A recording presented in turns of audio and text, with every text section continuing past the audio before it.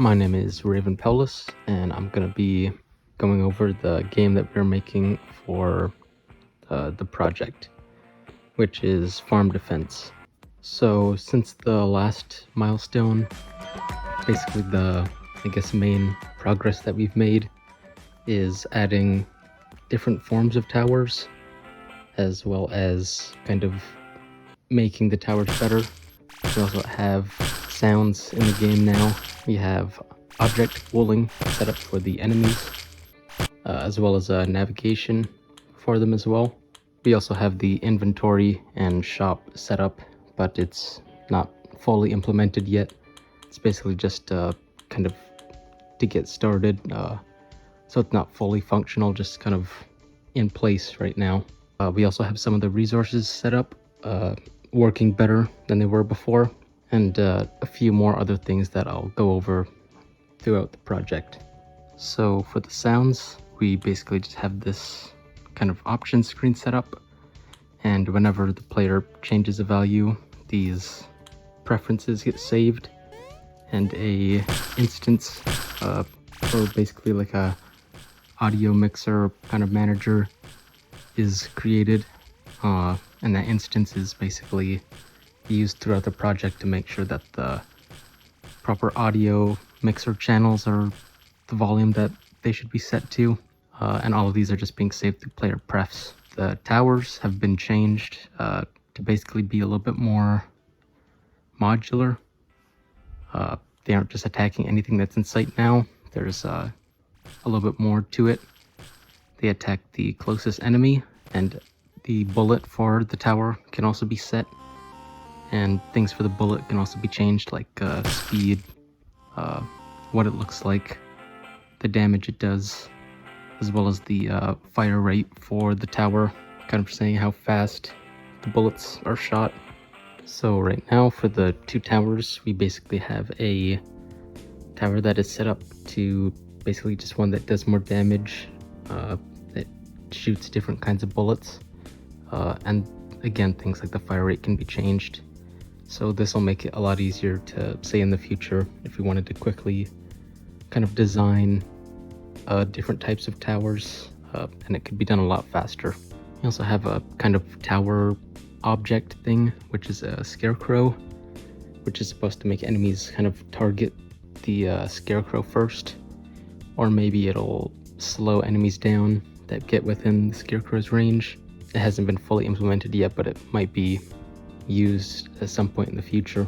For the navigation, basically the enemies are just trying to get from one point to the other, and they're just following this path that's been created since the previous milestone.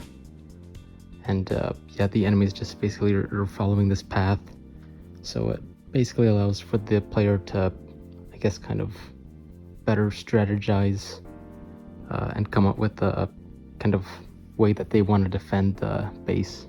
For the object pooling, basically there's a script set up inside of this kind of game manager thing, and basically what can be done here is the player can, or rather the, I guess, developer can set how many of a specific object that they want to have, how many that they can be added to the pool, and then whenever an enemy is spawned, they can be spawned from that pool. And right now it's just kind of being used with a button.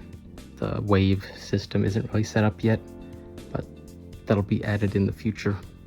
Right now for the shop and inventory, again, earlier I said it's not fully set up, but we have kind of like a starting point for now.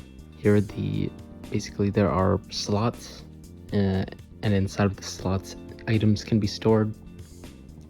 Inside of the slots, the items can kind of be like dragged across into other slots, as well as being able to be kind of stacked on top of each other, similar to other games that have kind of inventory slots, or maybe like Minecraft, for example, where you can kind of stack multiple of the same object.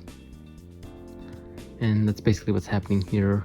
Right now, if you just kind of click and drag it somewhere, it just kind of deletes it or removes it.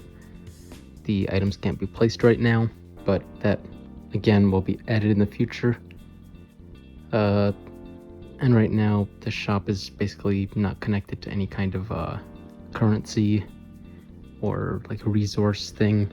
All of these things are just kind of being removed from the player's I guess amounts or from their resources, and obviously you can go to the negatives right now, so it's not like fully set up. So here's the current progress that we've made on our project management. As you can see, things are mostly done for this milestone. Things haven't been added for the next milestone, but usually I add them in the day that I guess this is submitted. So basically this will be updated for the next milestone, and you might be able to see a more updated version of it in the next kind of I guess checkpoint kind of video that is released. So things to expect for the next video or milestone is I guess just further progress for the game, as well as just more updates on how the project is going.